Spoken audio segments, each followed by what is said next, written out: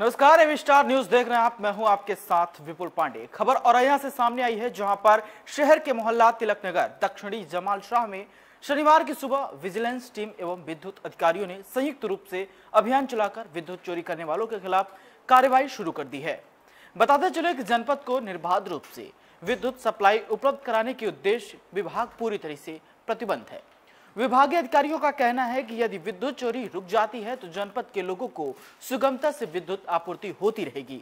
उन्होंने बताया कि चेकिंग के दौरान 50 कनेक्शन चेक किए गए, जिसमें से 11 लोग विद्युत चोरी करते हुए पाए गए। उन्होंने बताया कि सभी के खिलाफ कानूनी कार्रवाई की जाएगी। पर्याप्त बत्ती मिले और कोई भी व्यक्ति बिजली चोरी ना करे, तो बिजली चोरी रोकने के लिए हम लोग लगातार अभियान चला रहे हैं। आज मॉर्निंग में हम लोगों ने मॉर्निंग रेड करी है। पूरी विजिलेंस टीम के साथ में मैं मॉर्निंग रेड कर रहा हूं और जो भी चोरी पकड़ी जाएगी उनकी FIR होगी, जो लीगल कार्रवाई वो की जाएगी। तो पर्याप्त बत्ती मिले और कोई भी व्यक्ति बिजली चोरी ना करे, तो बिजली चोरी रोकने के लिए हम लोग लगातार अभियान चला रहे हैं। आज मॉर्निंग में हम लोगों ने मॉर्निंग रेड करी है। पूरी विजिलेंस टीम के साथ में मैं मॉर्निंग रेड कर रहा हूँ और जो भी चोरी पकड़ी जाएगी उनकी FIR होगी, जो लीगल कार्रवाई वो की। बढ़ते अगली खबर की ओर। खबर गाजियाबाद से सामने आई है, जहां पर गाजियाबाद थाना लिंक रोड क्षेत्र के महाराजपुर में विचित्र घटनाएं देखने को मिल रही हैं। अगर हम बात करें कल की, तो 2 घटनाएं सामने आ चुकी हैं। एक साई को महिलाओं को निशाना बना रहा है और अपना शिकार उनके मुंह पर कर रहा है। बताते चले कि महाराजपुर में 2 घटनाएं 2 दिन में घटित हो चुकी हैं। पहली घटना शहनाज के साथ हुई। वो अपने घर में सो रही थी और अचानक उसी के घर में रखे चाकू से उसके सर पर वार कर दिया गया, जिससे कि वह लहूलुहान हो गई। और दूसरी घटना भी महाराजपुर में 4थी मंजिल पर सो रही हसनुमा खातून के साथ हुई। उसी के घर में रखे चाकू से उसके मुंह पर वार कर दिया गया, जिससे कि वह बुरी तरीके से घायल हो गई। आरोपी को भागते हुए देखा गया, लेकिन जब तक उसे पकड़ा जाता तब तक वो फरार हो चुका था। इलाके में हालांकि आपको बता दें कि दहशत का माहौल है। पुलिस के अनुसार ये दोनों घटनाएं 250 मीटर के अंदर ही हुई हैं। इन दोनों घटना का मिलान किया गया। कोई साइको टाइप का आपको बता दें कि किलर लग रहा है, जिसकी भागते हुए तस्वीरें भी CCTV कैमरे में कैद हो गई। पुलिस का कहना है कि टीमें गठित कर दी गई हैं और जल्दी से जल्दी इस आरोपी को गिरफ्तार कर लिया जाएगा। मामले की वैधानिक कार्रवाई भी जारी है। लिंक रोड के महाराजपुर गांव में कल एक महिला जो अपने घर में अकेली सो रही थी, उसके घर में ही जो चाकू रखा हुआ था उससे लेकर किसी व्यक्ति द्वारा उसके सर पे वार किया गया। एक वार किया गया था। महिला जब जग गई तो वो निकल करके भागा।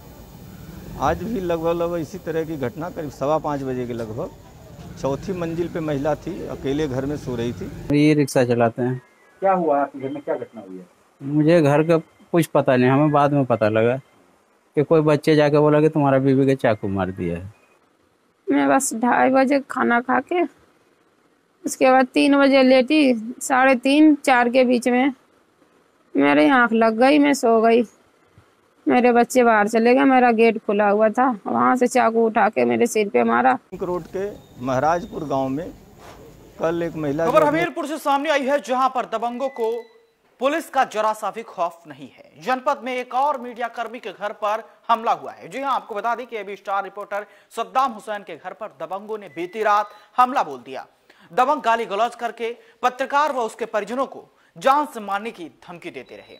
दबंग ने हालांकि पीड़ित पत्रकार के दरवाजे में कुल्हाड़ी से कई बार वार भी किए। दरवाजा खोलने पर दबंग किसी बड़ी घटना को अंजाम दे सकता था, जैसा ऐसा अंदाजा लगाया जा रहा है। और बता दें कि फोन करने के बावजूद करीब 1 से 1.5 घंटे के बाद पुलिस मौके पर पहुंची। हालांकि पुलिस ने दबंग को हिरासत में ले लिया है और दबंग ने पुरानी रंजिश के चलते घटना को अंजाम दिया। विवार थाना क्षेत्र के बिभुनी गांव का यह पूरा मामला बताया जा रहा है।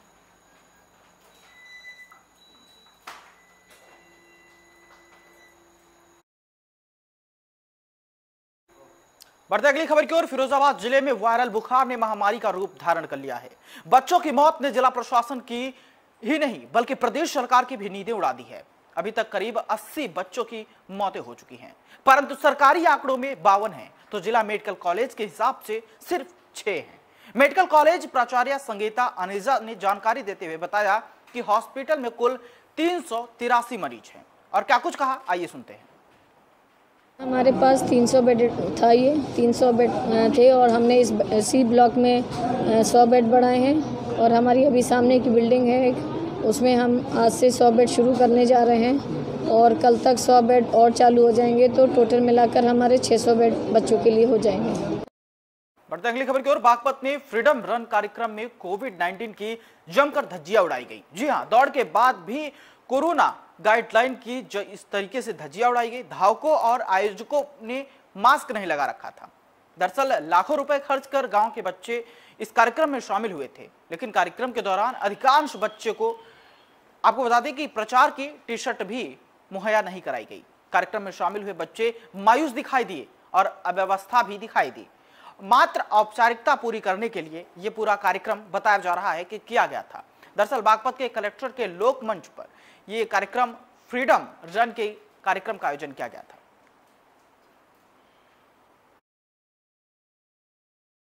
बढ़ते अगली खबर की ओर। देवरिया जनपद के भटनी विकास खंड के जिगनी गांव में बाहर हजारों की भीड़ एकत्रित हुई। पूरे क्षेत्र में बता दें कि दहशत का माहौल है। कारण पिछले 3 दिनों से गांव के बाहर खेत में एक मदमस्त हाथी ने कोहराम मचा रखा है, जिसको काबू करने के लिए दर्जनों महावतों को बुलाया गया। साथ ही वन विभाग की टीम 2 दिनों से यहां कैंप कर रही है। लगातार इस विध के हाथी को पकड़ने का भी प्रयास किया जा रहा है। बताया जा रहा है कि हाथी रुद्रपुर मंदिर पर गया था और वापसी के दौरान अपने महावत से नाराज हो गया। वहां से बिद कर वह गांव के बाहर खेत में जा पहुंचा। उसके बाद यह किसी के काबू में नहीं आ रहा। 20 से अधिक महावत हाथी को काबू करने का भी प्रयास कर रहे हैं और गांव में जो है दहशत का माहौल इस कदर है कि गांव के ग्रामीण डर की वजह से रात को सो भी नहीं रहे हैं। हाथी को जब भी पकड़ने का प्रयास हो रहा है वह तेजी से दौड़ने लग रहा है। वही मौके पर कैंप कर रहे वन विभाग के अधिकारियों का कहना है कि हाथी महावत से नाराज है। इसको पकड़ने का प्रयास लगातार जारी है।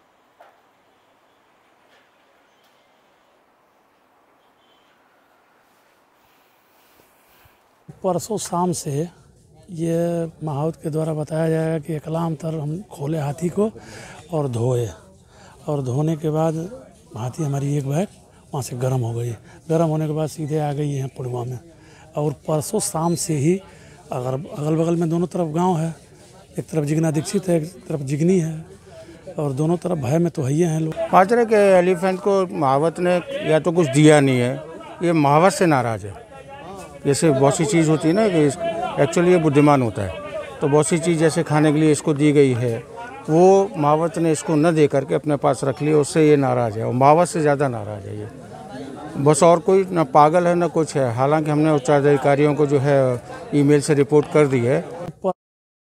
उत्तर प्रदेश में मुख्यमंत्री योगी आदित्यनाथ सूबे में चौतरफा विकास कराए जाने का दावा कर रहे हैं, लेकिन पिछले दिनों उन्हीं की सरकार में मंत्री बलदेव सिंह ओलख को स्थानीय जनता ने सड़क पर मौजूद कीचड़ में चलने को मजबूर कर दिया था, जब वो अपनी कार से एक प्रोग्राम में शिरकत करने जा रहे थे।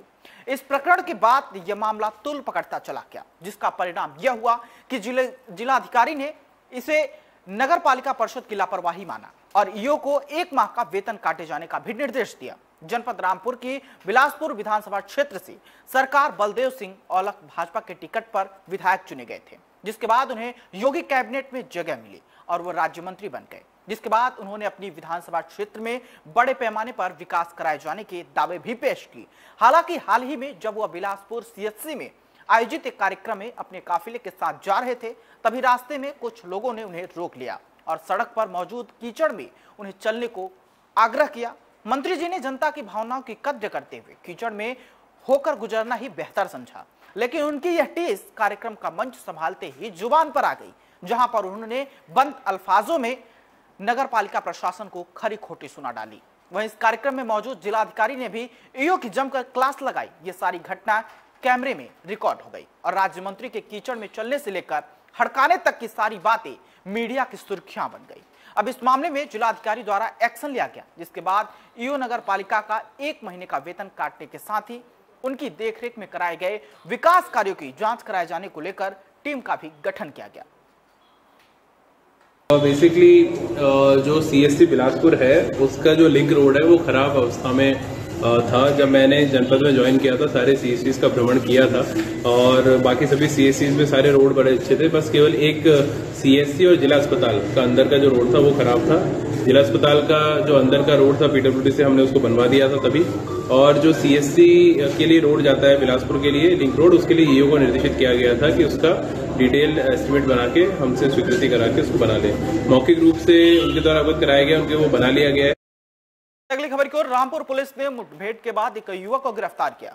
पुलिस की गोली टांग में लगने से युवक घायल हो गया, जिसे जिला अस्पताल में उपचार के लिए भर्ती कराया गया है। पुलिस के मुताबिक युवक का आपराधिक इतिहास गंभीर है, उस पर 25 से अधिक मुकदमे भी दर्ज हैं। घटना के बारे में जानकारी देते हुए अपर पुलिस अधीक्षक रामपुर संसार सिंह ने बताया है कि भोट थाना क्षेत्र में कोयली मोड़ पर पुलिस चेकिंग कर रही थी, तभी मोटरसाइकिल पर 2 युवक आते दिखाई दिए।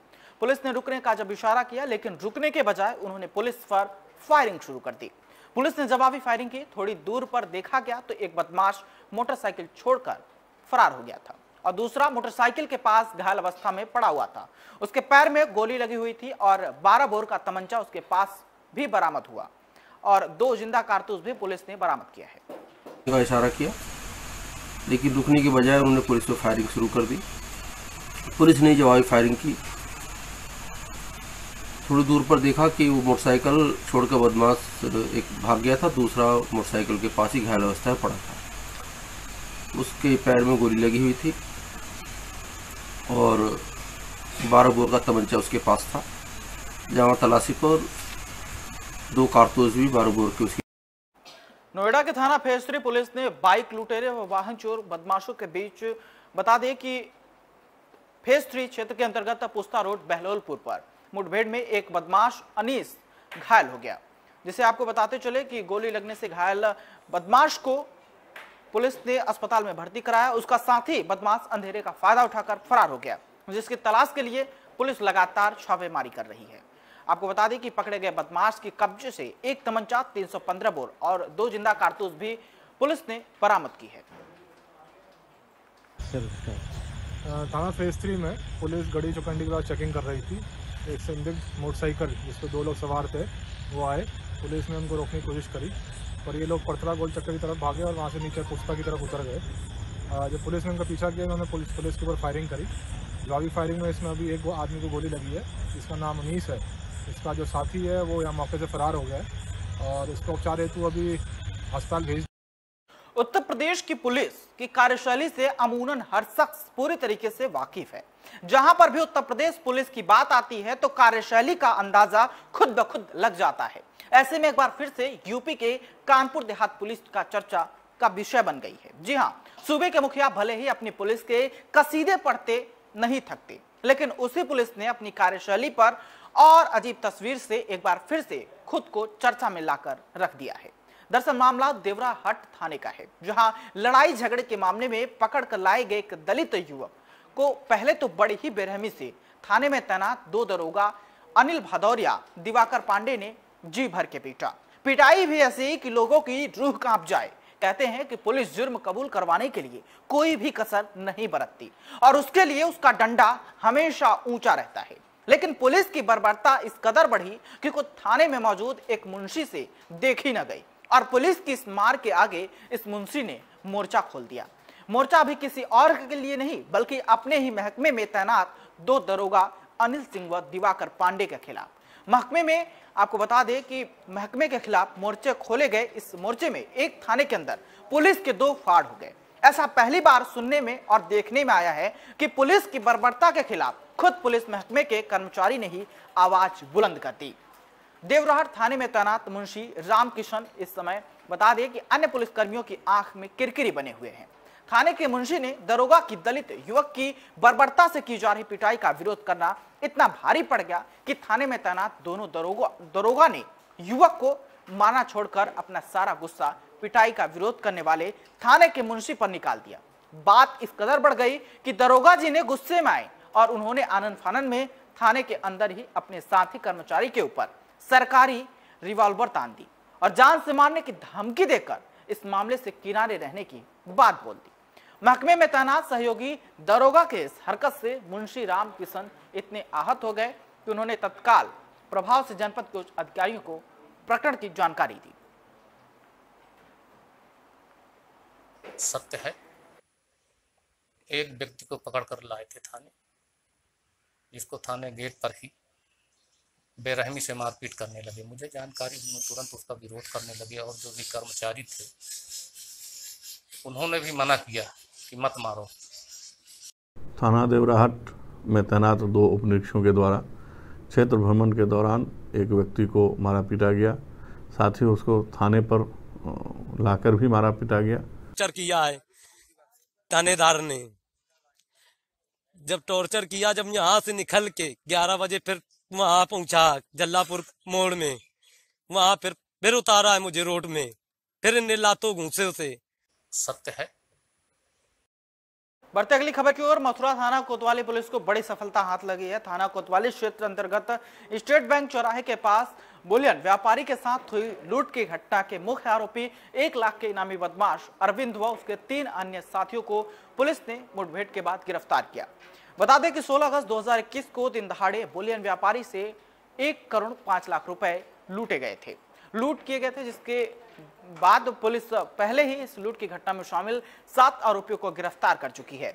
मुख्य आरोपी अरविंद फरार था, जिस पर पुलिस ने 1 लाख रुपए का इनाम घोषित किया था।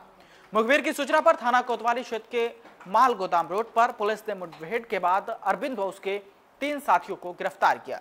मुठभेड़ के दौरान इनामी बदमाश अरविंद के पैर में गोली लगी। पुलिस ने इलाज के लिए अस्पताल में उसे भर्ती कराया। में अपराधियों की धरपकड़ के लिए लगातार चेकिंग का अभियान चलाया जा रहा था। उसी में एक सूचना प्राप्त थाना कोतवाली पर प्राप्त हुई थी कि जो विगत दिनों 16 अगस्त को यहाँ पर 1 करोड़ से भी ज़्यादा की नकदी की लूट की घटना हुई थी, उसके संबंधित जो मुख्य आरोपी है अपने साथियों के साथ आज यहाँ से मूवमेंट। गोंडा जिले में कोरोना के बाद वायरल बुखार का कहर जारी है। जिले भर में मिले वायरल बुखार से 4000 केस सामने आए हैं। बच्चों व लोगों में तेजी से वायरल बुखार फैल रहा है। 50 से अधिक बच्चों का जिला अस्पताल में इलाज चल रहा है। बता दें कि स्वास्थ्य विभाग ने अगस्त महीने में हुए जांच के आंकड़े को जारी किया। जांच के दौरान 4000 बच्चों में वायरल बुखार की पुष्टि हुई है। वायरल बुखार के बीच डेंगू व मलेरिया ने भी दस्तक दे दी है। जिले में डेंगू से पीड़ित 3 नए केस मिले हैं, जिसमें अभी उनका इलाज चल रहा है। डेंगू की दस्तक से स्वास्थ्य महकमे में हड़कंप मचा हुआ है। वहीं डेंगू मरीजों का जिला अस्पताल में इलाज चल रहा है। ग्रामीण क्षेत्रों व बाढ़ग्रस्त इलाकों में भी 1200 बच्चों में वायरल बुखार के लक्षण दिखाई दिए। जिला अस्पताल में 10 बेड डेंगू वार्ड के बनाए गए हैं। वायरल बुखार की जांच के लिए लगातार स्वास्थ्य विभाग, जो स्वास्थ्य महकमा है, वो अभियान चला रहा है और अभी उसका कहना है कि इसे बड़े स्तर पर भी अभियान चलाया जाएगा। घर घर जाकर बुखार के लक्षणों की जो स्वास्थ्य टीमें हैं वो जांच करेगी। गोड्डा के जो सीएमओ हैं डॉक्टर राधेश्याम केसरी ने उन्होंने ये जानकारी दी है। अभी डेंगू के 3 केस डिटेक्ट हुए हैं और किसी की मौत डेंगू से नहीं हुई है और इसके लिए फॉगिंग तथा छिड़काव किया जा रहा है। और सर मलेरिया के सर कितने केस हैं? गोंडा में कितने की मौत हुई है अभी तक? मलेरिया के कोई केस रिपोर्ट नहीं हुए हैं और न ही किसी की। बुखार के सर कितने केस हैं फिलहाल और कितने की मौत? लगभग 4000 केस हैं। सर कितने की अब तक मौत हुई है? खबर कानपुर से है, जहां पर सपा विधायक अमिताभ वाजपेयी ने महंगाई के खिलाफ अनोखा प्रदर्शन किया।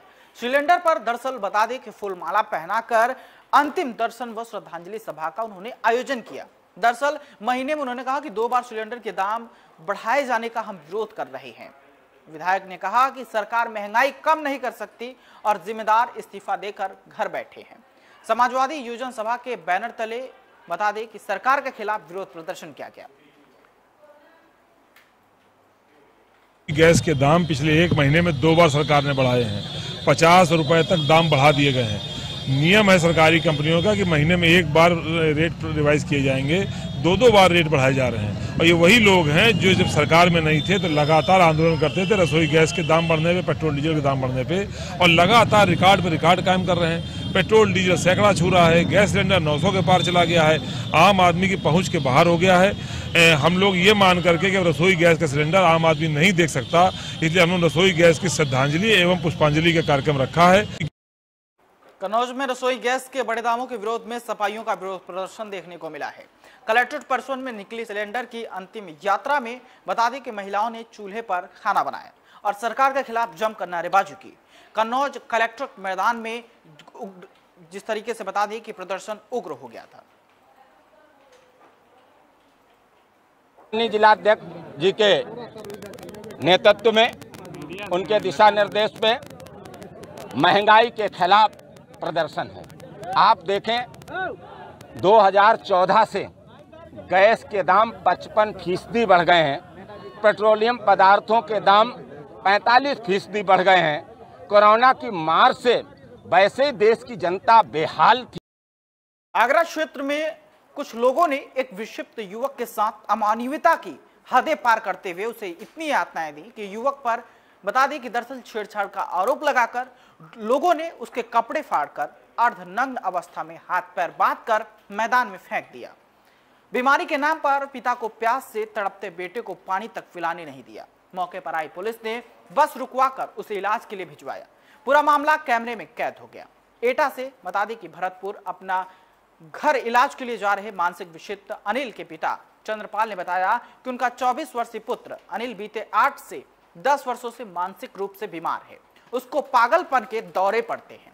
शुक्रवार को घर पर वो बिल्कुल ठीक था, पर इलाज के लिए ले जाते समय भगवान टॉकी चौराहे पर उसे दौरे पड़ने लगे। बताया जा रहा है कि दौरा पड़ने के बाद आगरा के जीआईसी मैदान के पास वो महिलाओं से अजीब इशारे करने लगा और अनाप शनाप बोले लगा। इसके चलते लोगों ने उसके शोहदा समझकर पिटाई कर दी और उसके कपड़े फाड़कर हाथ पैर बांधकर मैदान में छोड़ दिया। सिद्धार्थनगर जिले में यूपी के मुख्यमंत्री योगी आदित्यनाथ ने बाढ़ प्रभावित क्षेत्रों का हवाई सर्वेक्षण किया। साथ ही बाढ़ प्रभावित क्षेत्रों के लोगों को राहत किट भी बांटी। मुख्यमंत्री सुबह 10 बजे डुमरियागंज तहसील पहुंचे। वहां उन्होंने बाढ़ से प्रभावित लोगों से मिलकर समस्याएं जानी और बाढ़ राहत किट भी वितरित की। फिर बाढ़ की स्थिति का हवाई सर्वेक्षण करते हुए जिले की नौगढ़ तहसील क्षेत्र में उसका स्थिति किसान इंटर कॉलेज पहुंचे और क्षेत्रों के लोगों से मिलकर राहत किट बांटी। इस अवसर पर सीएम उपस्थित सभी लोगों के पास पहुंचे और बाढ़ पीड़ित महिलाओं की गोद में बैठे बच्चों को अपनी गोद में लेकर बिस्किट खिलाते हुए नजर आए। इस अवसर पर मीडिया से आपको बता दें कि बात करते हुए उन्होंने कहा कि इस बार दशकों के बाद ऐसी बाढ़ आई है। हमने पहले कभी ऐसी बाढ़ नहीं देखी थी और अब बता दें कि उन्होंने कहा है कि बांध वगैरह का निर्माण भी कराया जा रहा है जिससे कि लोगों को लाभ मिल सके और उनका साफ तौर पर कहना है कि हमारी सरकार प्रत्येक बाढ़ पीड़ित की मदद के लिए तत्पर है और पूरी व्यवस्था की जा रही है। सभी अस्पतालों में दवाओं की पूर्ति की गई है जिससे बीमार लोगों को उपचार में किसी भी तरह की समस्या न हो। ये सभी उपाय किए जा रहे हैं। हम लोगों ने पहले से ही इस बारे में प्रशासन को निर्देश दिया है कि बचाव और राहत कार्य में किसी प्रकार की कोई कोताही नहीं होनी चाहिए। पर्याप्त मात्रा में धनराशि और संसाधन हर एक जिला को उपलब्ध कराए गए हैं। ये सभी उपाय किए जा रहे हैं। इस वक्त की खबरों में फिलहाल इतना ही। देश दुनिया की तमाम खबरों के लिए देखते रहिए एबी स्टार न्यूज। नमस्कार।